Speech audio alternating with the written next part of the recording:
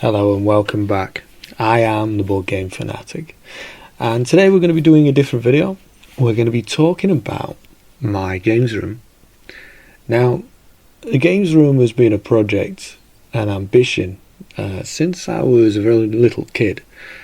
I've always wanted to have my own dedicated games room, and I honestly never thought I would actually have one. So, to have one now where I can literally go upstairs and go in my own games room and be surrounded by board games, card games, miniatures games, everything, any kind of entertainment that I desire, it's a fantastic feeling. It is an amazing feeling and milestone to have completed a project and personal ambition from my childhood. And really today I just want to do a little overview, talk about what are the advantages and negatives to having your own games room, because not everything's good. I mean, you walk into the games room and you go, wow, look at all these games, this is awesome, blah blah blah, but when it comes to actually deciding on a game to pick, sometimes you struggle. So we're going to go through it, talk about all the good things and bad things, and give you like an idea of what's in my games room, show you some pictures. Obviously it's constantly changing. I'm buying new stuff's arriving, and stuff will soon be going as well. I'll be trimming out my collection, removing stuff that I don't think deserves to stay. So these pictures are obviously taken over the last couple of years, so some might not be exactly how it is right now, but I'll show you some towards the end where it should be in its current state. But yeah, today I just want to go over basically the games rooms and talking about why they're a good thing, why they're a bad thing, and from my own personal experiences, and then to just give you the idea of kind of the games that are in my collection, or some of them. So I hope you enjoyed today's video. It should be a different one. Let me know your thoughts and drop any comments at the end. So let's dive in. Right, so let's start the ball rolling straight away with the hard stuff, the positives and the negatives of having your own games room. So we'll go with negatives first. Obviously, as I said before in the intro, you walk in and you are bombarded with so many options. It's like in life with most things. You're given so many options that you get to the point where you struggle to pick something. So when we go into the games room and we're like, we fancy playing a game, and you stood there with all of these options, you've got everything, deck builders, card games, miniatures games, this, that, multiple games, all different types, and they all fulfill all these different roles, and you struggle in the moment to just say, oh, let's play that. And you find yourself sometimes just going directly to games that you have played many times, games that you know very, very well. So having a plethora of options is not always good in that respect, because you can just struggle to choose something. And for the games room, that is definitely applicable. The amount of times we've gone in there with the intention to pick a game to play, and we spend 10 to 15 minutes deciding, it's insane. It's insane. I mean, it's nice to have so many options, but sometimes it can be a detractor. Additionally, cleaning. Now I do tend to look after my house, I do tend to clean, but I'm not a clean freak. I'm not doing it every day, every single day, but obviously having a whole games room, that is going to be a task to clean and deal with the dust. And if you leave it like I have for a few months, obviously a bit of dust collects on the shelves and things like that. So cleaning is an important thing, really. I don't do enough of it, but if you're a clean freak, you're going to be adding a lot of work, especially if your games room is getting as large as mine and as full as mine. So that's definitely something to consider. I would also say that if you have miniatures, it's probably advisable to get a glass display cabinet, because just putting them onto a shelf, an ordinary bookshelf, that's going to collect dust like crazy. But if you actually put them into a glass display cabinet, they stay clean and they stay dust free. It's such a good feeling to know that you don't have to clean every single miniature over and over again. Because if they weren't, in my case, if they weren't in the glass cabinets, I can imagine dust would collect quite frequently. Now, we all get spiders in the house and things like that. There's nothing worse than coming to a miniature like, for example, I've had some Archon Studios dragons for Dungeons and Lasers.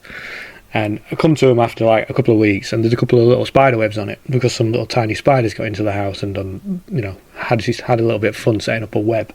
So, and if they're just out in the open on the bookshelf, dust is gonna gather around them. So when you pick them up, it's gonna leave a little circle on the shelf. Dust is gonna be on the model itself, so you're gonna have to clean the model. And with how intricate and how detailed models are nowadays, if you're having to clean that to get rid of the dust, you're probably going to end up damaging some as well. So my advice is, if you can, get display cabinets for your miniatures rather than putting them on a normal shelf. It'll make your life so much easier. The next one I'd say is storage. Obviously, if you're like me, you like games. Your games is your primary outlet for entertainment. You'll have fun. You'll buy more. You'll invest more. You'll get more stuff. You may eventually start to run out of space in your games room. So you've got to really work to your allotted space. You don't want to be stretching out and going beyond that. Other negatives, I'd say the biggest one really is just your time. Let's face it, most of us are busy a lot of the time, whether it's dealing with the house, going to work, dealing with family, spending time with family, going to visit friends, going out, socialising, experiencing day trips, holidays. It all adds up, and you tend to run out of time to do everything. So if you've got a large collection of games, then you're going to struggle to get everything to the table, and that's another big point really. Are you doing justice to those games? Now, I definitely feel like a lot of games in my collection have not been done justice yet, but I have the plan to obviously over time get everything played and learn every game in there and decide whether it's worth keeping and slim down the collection to the ones that are really outstanding. But not everybody's going to be able to have that amount of free time, especially with so many games. If you get to the level that I've got, you really need to be dedicating a lot of time to your hobby, or as much as you can, because it's a big commitment to own that many games and just not play them. And it does as well feel a bit like it's a waste. To just have games sat there doing nothing is a bit of a waste, especially when a lot of these games are meant to be played. Let's be honest, they're designed and they're created with the intention for people to play them and have fun. So if they're just sat on your shelf, it's not a terrible thing, but it's better that they're getting the attention that they deserve and you're using them to play and have fun and have experiences. And then that obviously leads on to the collecting side. If you're a collector, then that's fair enough. You can just save them up and put them away, but they're still going to fill up your space very rapidly compared to other things that you could collect. Board games aren't exactly small products. Overall, I'd say that's all the negatives, but generally, do I think the negatives outweigh the positives? For me, that's simply a no. So what we'll do is we'll go on to the positives now, and I'll tell you why all of those negatives don't really make me want to get rid of my games room. Right, so we're on to the positives. Why should you have your own games room?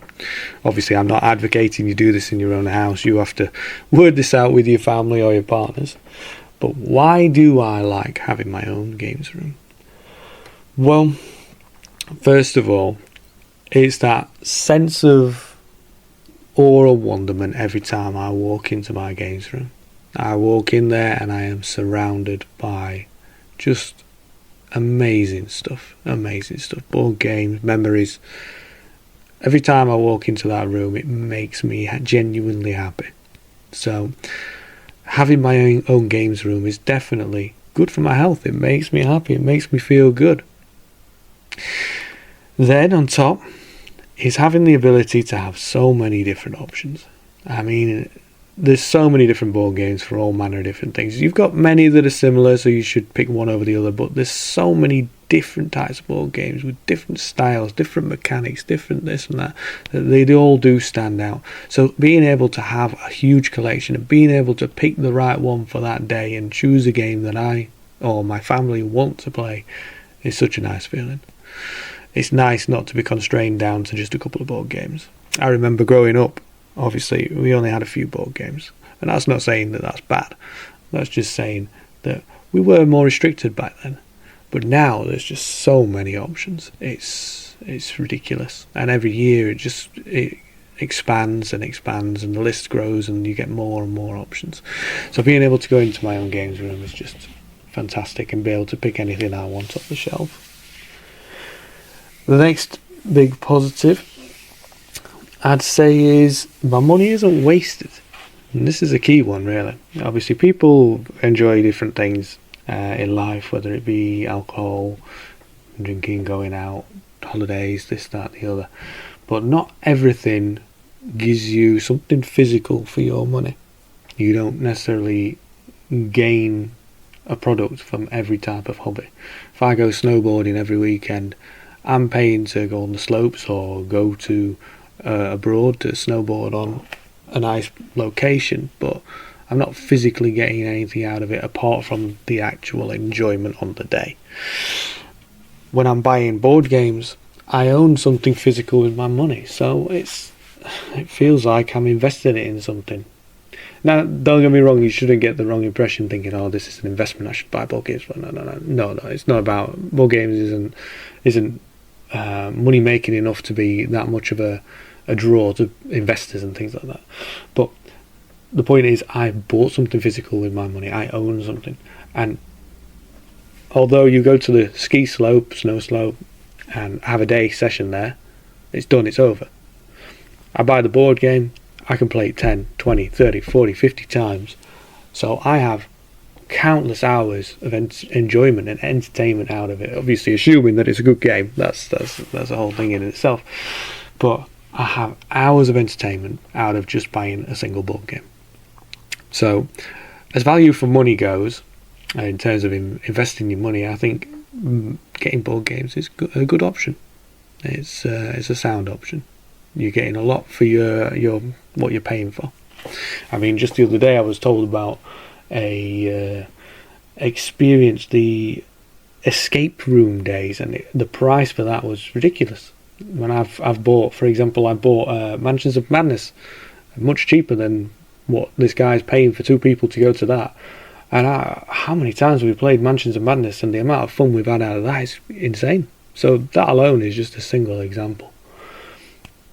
Other positives is it's just nice to have that accomplishment as someone who's really into the hobby, to go from having just a couple of games or a couple of board games or role-playing games to now having my own room dedicated to that hobby.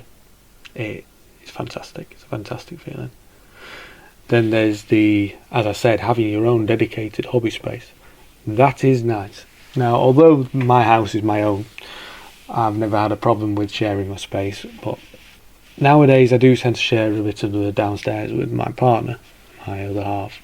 So eventually I can see that if I'm playing board games on the table all the time, or painting, or assembling miniatures, or doing any number of things, learning rules, eventually that's going to get to the point where it's in the way of our shared space.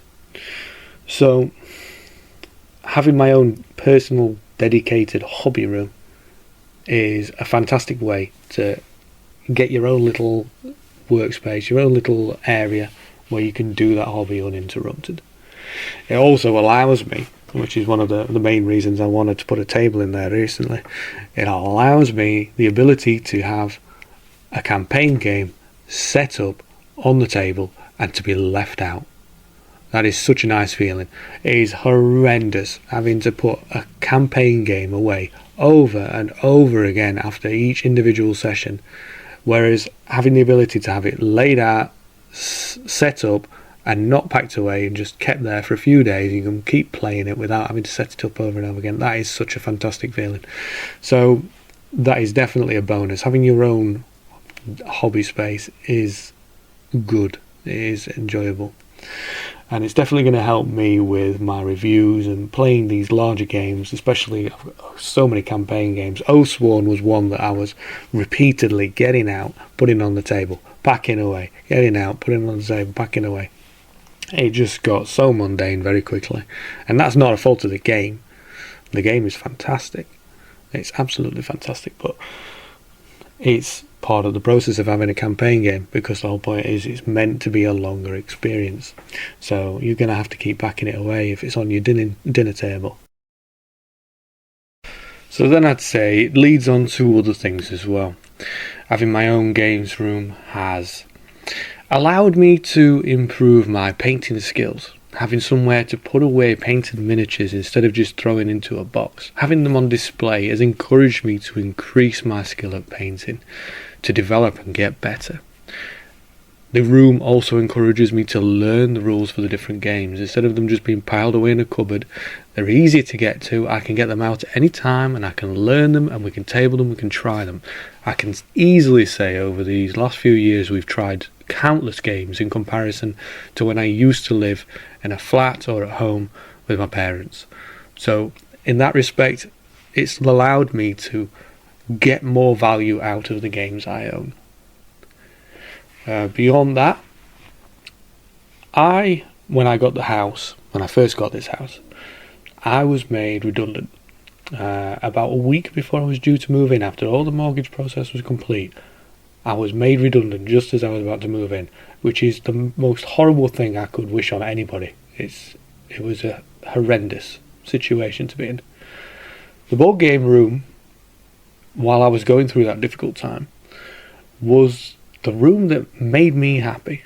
It was the room that offered me an escape from the realities of life, those struggles in life. It was my passion, my hobby, and my escape from a tough time, and it really did help me get through that, because it was somewhere for me to have fun, enjoy myself, learn new games, paint, and really just have a good time. So my games room really has benefited me personally.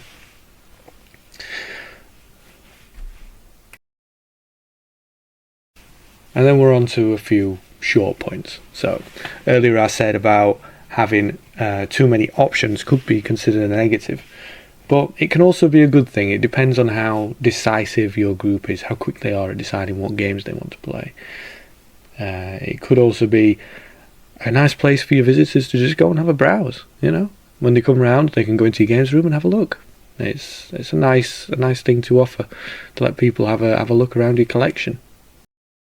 So, in conclusion, the games room for me, regardless of all the negatives and the positives, the games room for me is a positive.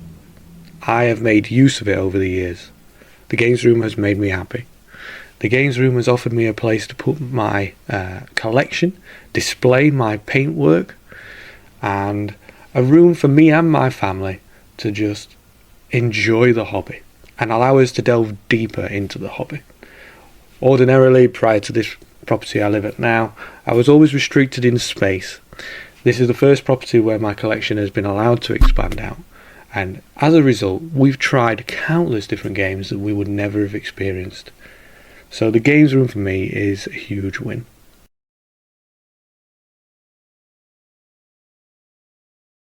Right then, so we'll probably be on to the easiest segment now, but probably a very short one in comparison to the start. But what's in my collection? So obviously I have a large collection of role-playing books. The books I collected from my teenage years and throughout my college and university years.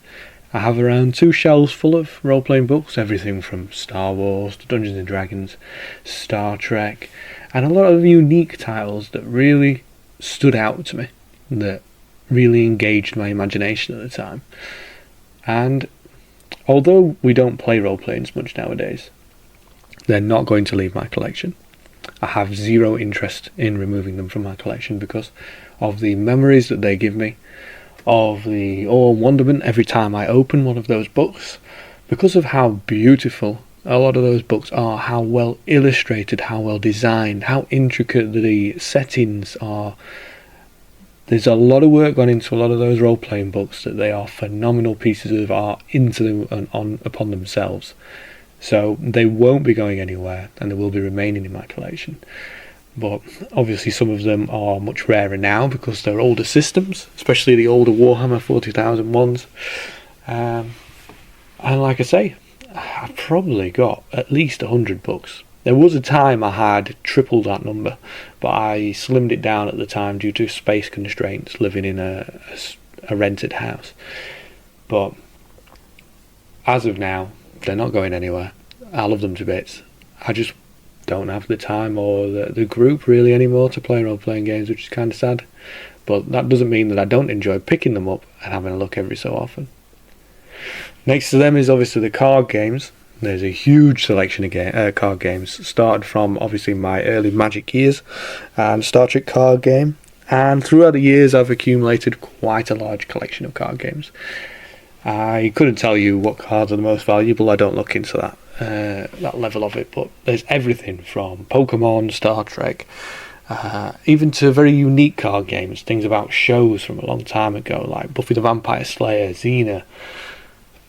It's a huge plethora, and there's a lot of good games there. They don't get tabled as much as I would like, but there is a ton of gaming experience to be had there when we get into the routine and have the time.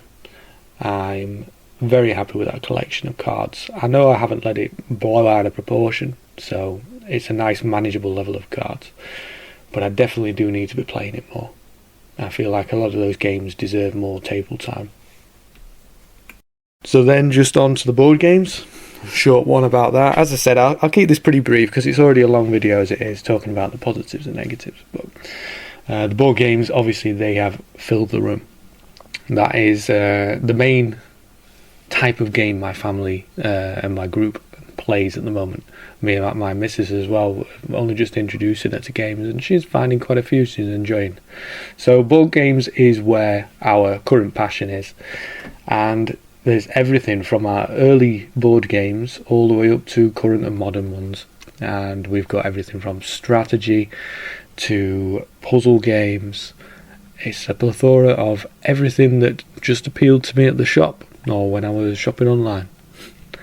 There is games in there that deserve more table time, that have just been bought, looked at and put on the shelves, but I would say it's not horrendous, as they call it, the shelf of shame, or I can't remember the terminologies, but games that just basically haven't been played. I don't think my collection is too horrendous. We are playing games, we are learning them, and working my way through them. I would like to bring that quantity down to 0 of games that we haven't played, so that's a little side ambition. But yeah, board games are in quite a large number in that room, and I also allowed it to expand down into the downstairs, where there's a few extra games, but at a manageable level, not a horrendously large amount. So at the end of the day, like every one of you, I have a house. I need to limit the space I use for this. I can't let it take over my house. I still need to live here on a day-to-day basis.